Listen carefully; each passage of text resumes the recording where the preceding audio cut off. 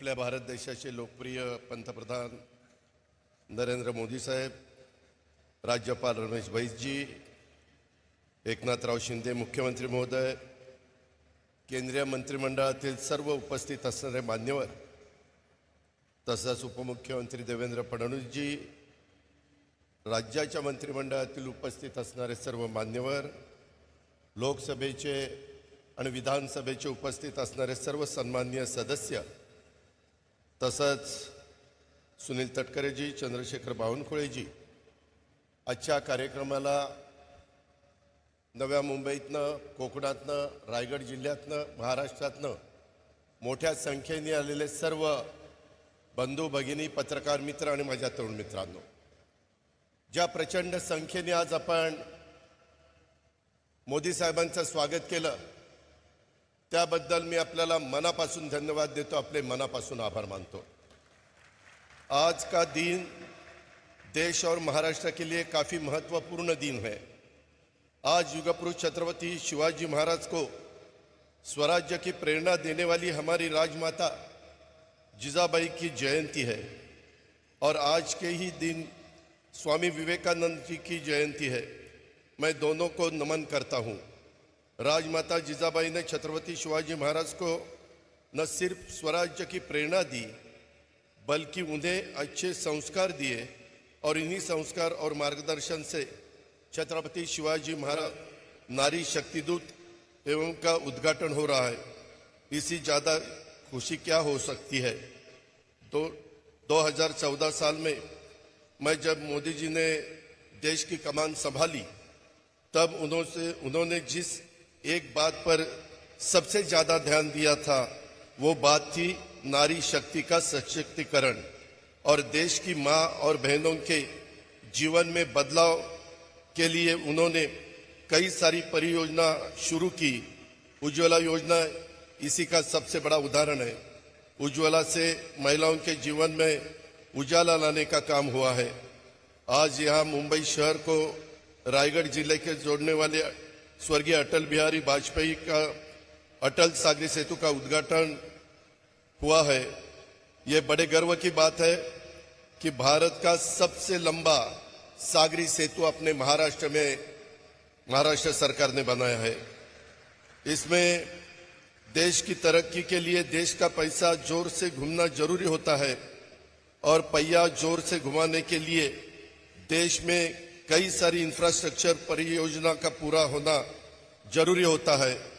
मोदी जी के सरकार ने ऐसी कई सारी परियोजनाओं को निर्धारित समय में पूरा कर देशवासियों को समर्पित किया है। आज मुंबई और दूसरी मुंबई के बाद तीसरी मुंबई यहाँ रायगढ़ जिले में बनने जा रही है। इस तीसरी मुंबई को इस सेतु के निर्माण से काफी मदद होने वाली है। रायगढ़ से मुंबई जाने के लिए 2 से 2.5 घंटे दूरी अब सिर्फ 25 मिनट में पूरी होने वाली है। इससे ईंधन और कीमती का वक्त दोनों बचेगा। रायगढ़ वासियों के जीवन में इस सेतु के निर्माण के कारण कई सारे अच्छे बदलाव होने वाले हैं। यह सेतु मुंबई जैसे महानगर को ग्रामीण भारत से जोड़ने वाला सेतु है।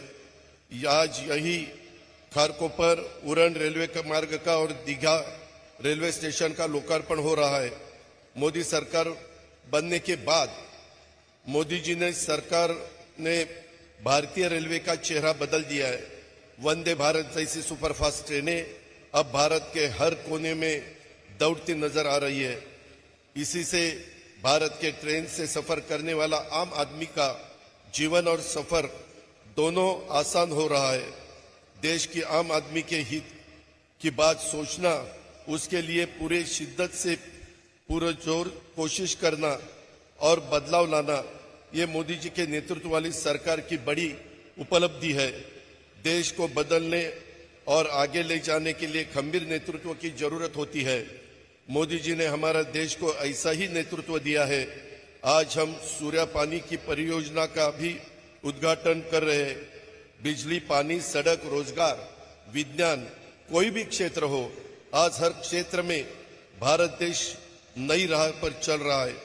राजनीति में आपका लक्ष्य अगर साफ है तो कितनी भी मुश्किलें क्यों ना आए, हमें देश के विकास के लिए और देश के आम आदमी के लिए काम करते रहना है।